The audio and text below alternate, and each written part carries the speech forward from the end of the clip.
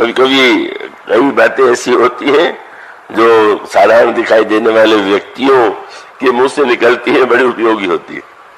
अस्वस्थ था मुंबई में और जो डॉक्टर मेरी चिकित्सा के लिए आए, बड़े भावुक, मेरे भक्त जैसे कह लीजिए, उन्होंने यही कहा कि आप तो भगवान के रूप हैं और मेरा तो आपकी सेवा का अवसर मिला तो मेरा सौभाग्य है। तो एक सज्जन थे, वो तुरंत बोल पड़े कि इनकी दवा भगवान समझ के मत कीजिएगा, रोगी समझ के कीजिए। इसका अर्थ ये है कि भावना आपकी एक हो रहे, लेकिन आप व्यवहार में तो यही मान करके चलेंगे कि रोग है और इसकी दवा होनी चाहिए। तो इसका अर्थ हुआ कि बालक में संस्कार कोई आवश्यक तो नहीं है कि वो तत्काल गंभीर से गंभीर बात समझ लेगा, वो तो समझ में तो नहीं आएगा। उसको तो खेलकूद अच्छा लगता है, उसको तो अन्य आकर्षण अच्छे लगते हैं, तो उनका निषेध जो है वो करने की आवश्यकता नहीं। कई लोग बड़े निराश रहते हैं, पूछते हैं युवा लोगों के लिए आप क्या कर रहे हैं। कथाओं में तो अक्सर बूढ़े ही लोग आते हैं, युवा पीढ़ी का क्या होगा। तो मैं तो कह देता हूं कि मैं इतना अधिक निराशावादी नहीं हूं, क्योंकि मैं जानता हूं कि जो आज युवा है बूढ़े तो कल होंगे ही, तो आज नहीं कल तो होंगे। तो इसलिए क्या आवश्यक है कि मैं कहूं कि नहीं युवा लोग आवे और युवा लोगों को प्रसन्न करने के लिए मैं कथा बना दूं, तो वो तो मेरे लिए संभव नहीं। तो उसका अर्थ यह है कि हर समय संस्कार डालने की एक पद्धति होती है, और वो पद्धति भगवान राम जाते हैं गुरु वशिष्ठ के आश्रम में शिक्षा प्राप्त करने के लिए। गुरुगृह पढ़न गए रहुराई, ये भी संस्कार है। आप अध्यापक को अपने घर बुला करके शिक्षा दिलाते हैं तो भी अध्यापक और विद्यार्थी, और विद्यार्थी गुरु के यहां जाकर के शिक्षा प्राप्त करे, अंतर संस्कार का हो गया। का वो जो शिक्षक आते हैं उसे घर वालों को जैसा सम्मान देना चाहिए नहीं देते, बच्चे के मन में भी कोई विशेष उसके प्रति आदर बुद्धि नहीं होती। तो मानो संस्कार डालने के लिए ही विद्या केवल पुस्तक का ज्ञान नहीं है, विद्या ददाति विनयम। जब तक विद्या के द्वारा विनय न हो तो समझ लेना चाहिए कि विद्या सही नहीं, और विद्या सही नहीं है तो वो व्यक्ति विद्या पढ़ के अभिमानी बनेगा, अभिमानी से वो दूसरों को तिरस्कृत करेगा। इसलिए इन सब संस्कारों के लिए फिर बहुत बढ़िया बात लिखी गई कि गुरु जी के आश्रम में चले गए और पढ़ते थे तो बड़ी कठिन बात हो गई। राजमहल में तो खेल वेल लेते होंगे, वहां तो खेलने की सुविधा नहीं होगी। उस स्वामी जी ने कहा ऐसा नहीं है, वहां पर भी गुरु वशिष्ठ खेल का प्रबंध किए हुए थे, नाटक होता था, और उस नाटक में चतुराई ये थी, वो स्वामी ने कहा खेल ही खेल सकल नृप लीला, राजाओं का उपाख्यान लेकर के, जिसमें राजाओं का आचरण कैसा होता था, कर्तव्य कैसा होता था, कैसे वो जीवन प्रजा के साथ व्यवहार करते थे, वो देखता था बच्चा और बच्चों के मन में छाप। तो श्री राम भी लोक कल्याण के संदर्भ में इसी रूप में अपने को प्रस्तुत करते।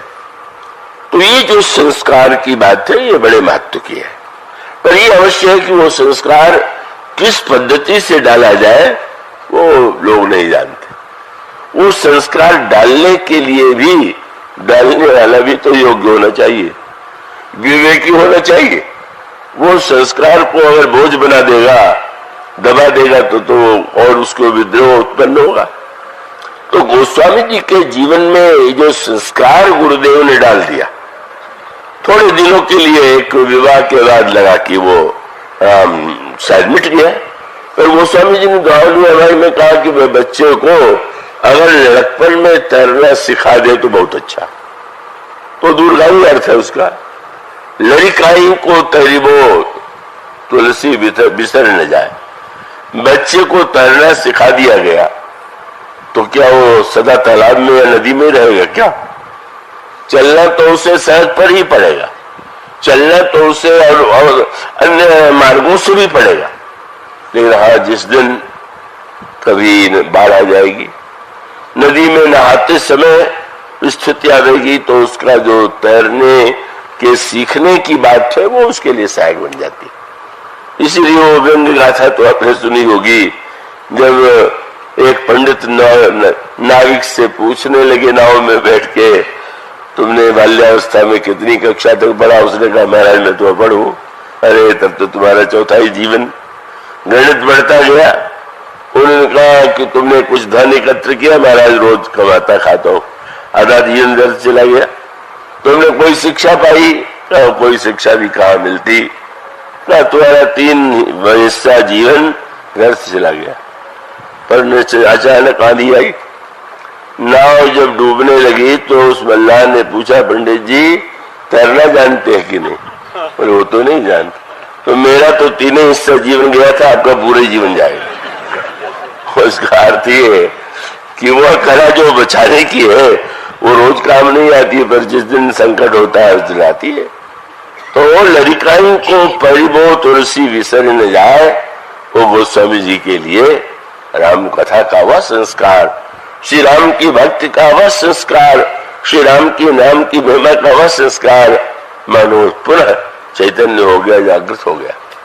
और इस तरह से गोस्वामी जी ने उन स्थितियों का अनुभव किया और इसीलिए काम की वृत्तियों की समस्या का इतनी विस्तृत वर्णन आपको मानस में और विनय पत्रिका में मिलेगा।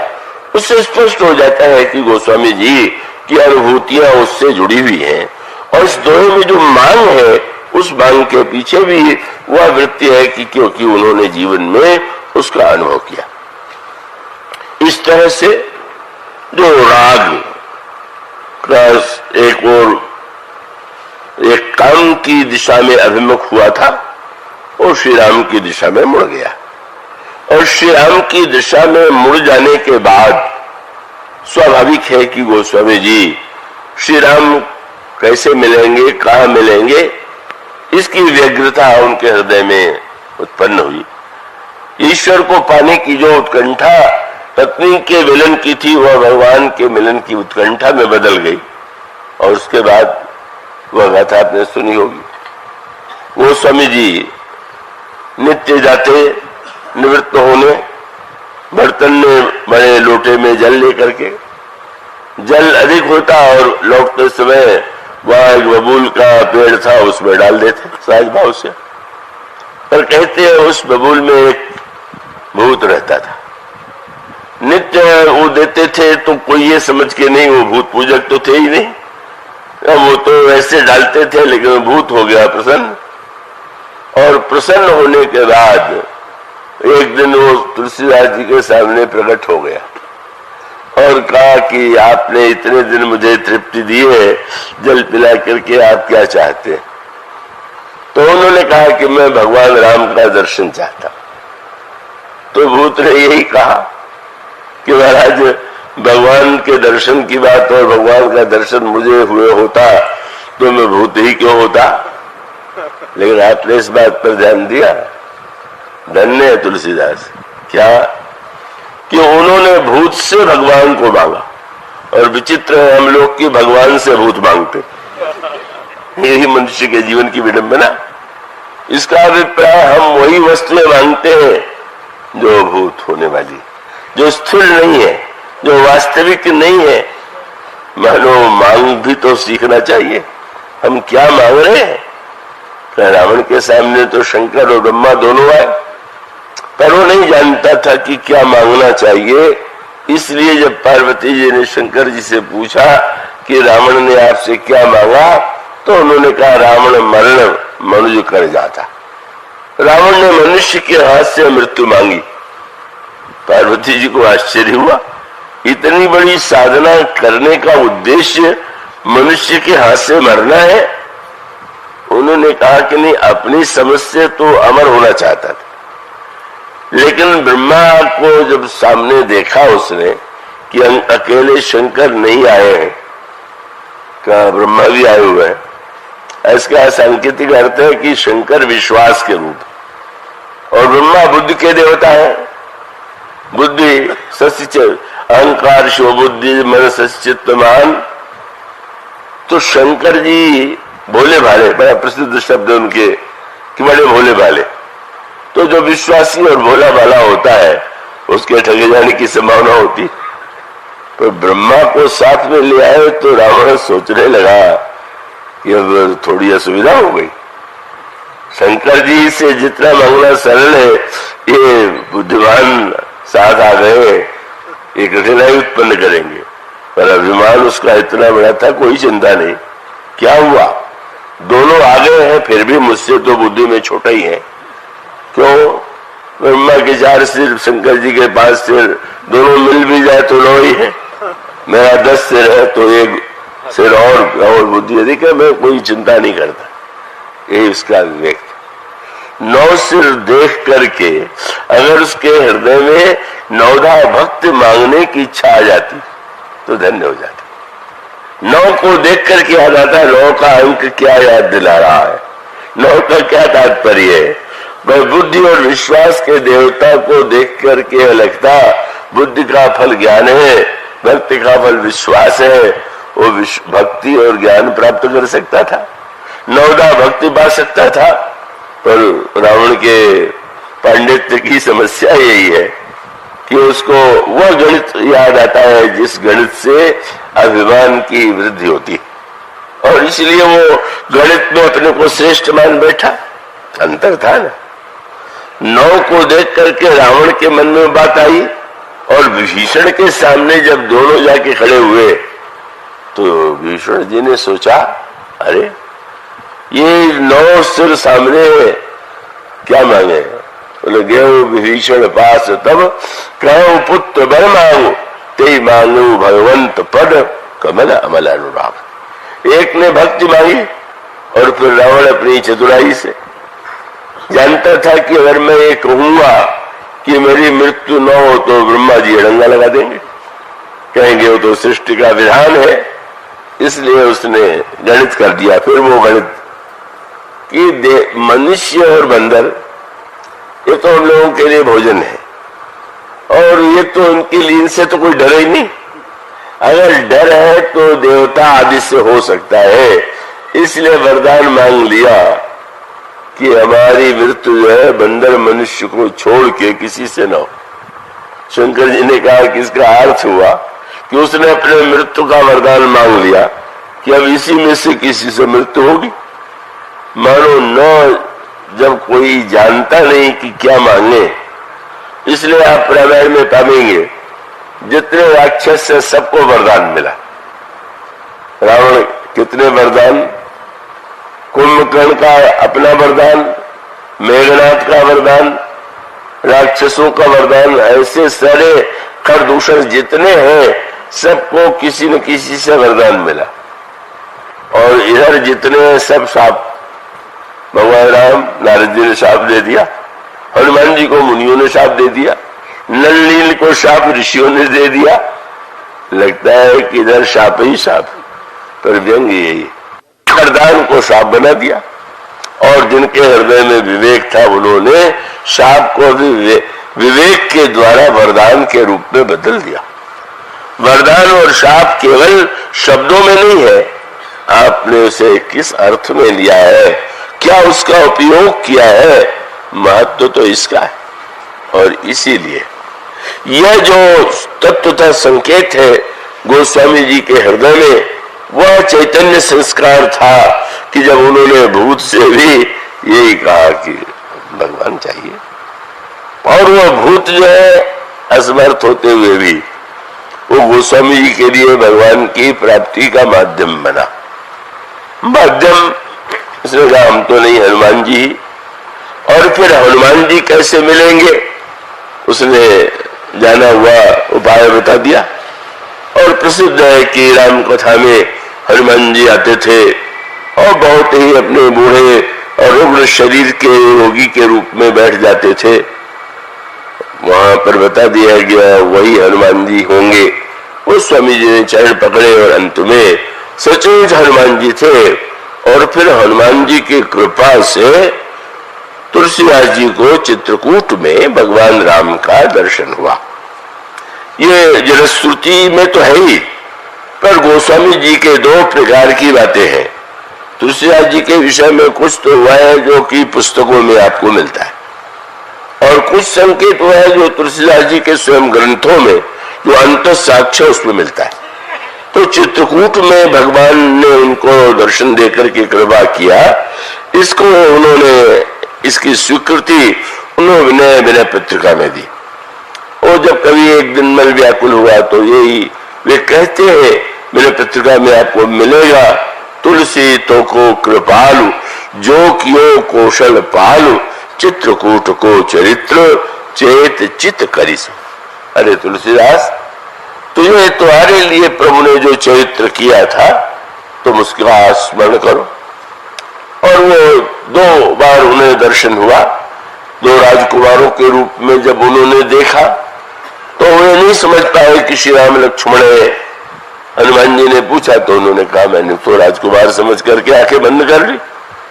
मानो भगवान के दर्शन के लिए हनुमान जी की कृपा के साथ साथ दृष्टि भी तो चाहिए। और तब वह प्रसिद्ध हुआ जो जन श्रुति में लोक में प्रचलित है, जब वो चित्रकूट के मंदाकिनी घाट पर बैठ करके स्नान करते हैं, चंदन घिस रहे हैं और 2 बालक सामने आते हैं, श्री राम लक्ष्मण थे।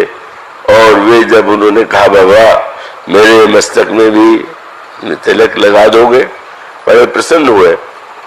चंदन लगाने चले पर तुलसीदास जी को लगा कि बालक समझ न ले, इसलिए दुआ आपने सुना होगा चित्रकूट के घाट पे, भाई संतन की भीड़ और तुलसीदास चंदन घिसे तिलक देते रहोगी। इस तरह से मानो उन्होंने काम की इस व्याकुलता के बाद श्री राम को पाया, श्री राम का दर्शन हुआ। और इसका एक परिणाम क्या है जो बड़े महत्व की बात है कि जब हम वाल्मीकि रामायण में पढ़ते हैं तो यही लगता है कि त्रेता युग में क्या भगवान श्री राम पधारे और भगवान श्री राम त्रेता युग में आने के बाद फिर 11 या 13 हजार वर्ष तक यश लीला में राज्य कहते हैं और फिर वो स्वधाम में चले जाते हैं। तो अब इसका अर्थ क्या हुआ कि आज के युग के व्यक्ति के लिए तो भगवान त्रेता युग में हुए थे और भगवान त्रेता युग में होने के बाद चले गए, तो उनकी गाथा पढ़ के हमको आनंद आ सकता है, सुन के अच्छा लग सकता है, लेकिन वो अब प्रत्यक्ष तो नहीं है, सामने नहीं है हमारे। लेकिन गोस्वामी जी को जो उनके जीवन का एक महान आग्रह था, महान सत्य था, और जो संदेश उन्होंने सबको दिया, ये मत मानो कि श्री राम चले गए।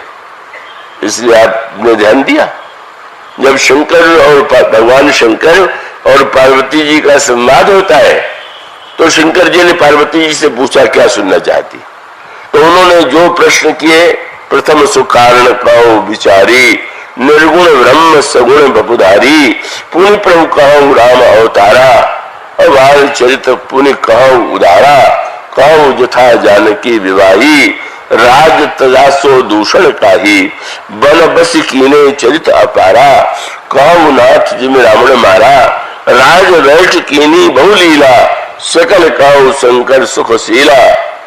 एक था, लेकिन अगर अंतिम प्रश्न था बहुरी कहो करुणायतन कीन जो अचरज राम प्रजा सहित रघुवंश मणि किम गौने निज धाम।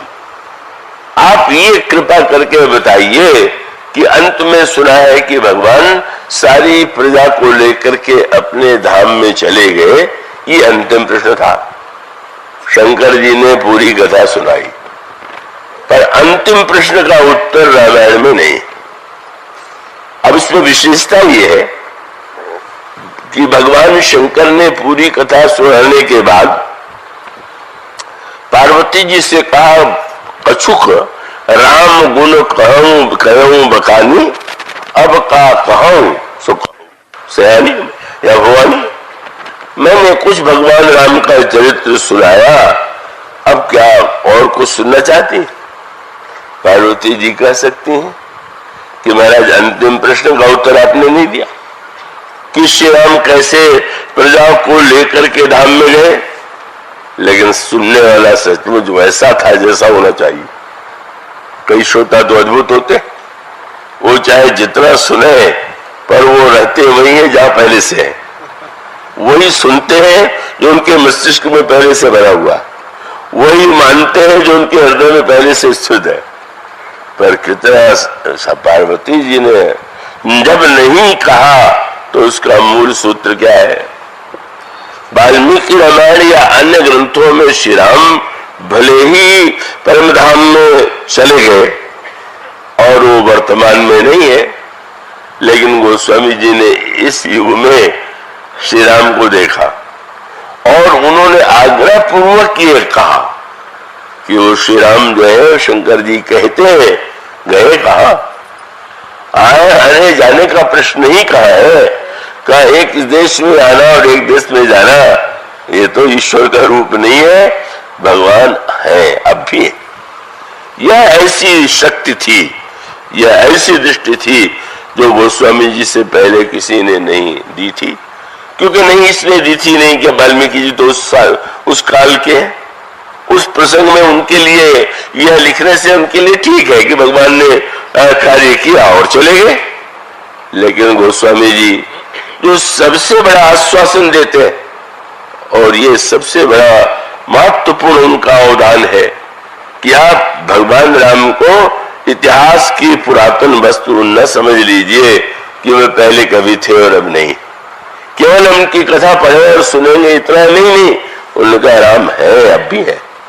और इसीलिए यह जो सूत्र है, यह जो आग्रह है, अगर व्यक्ति यह समझ ले कि श्री राम तो अब भी है,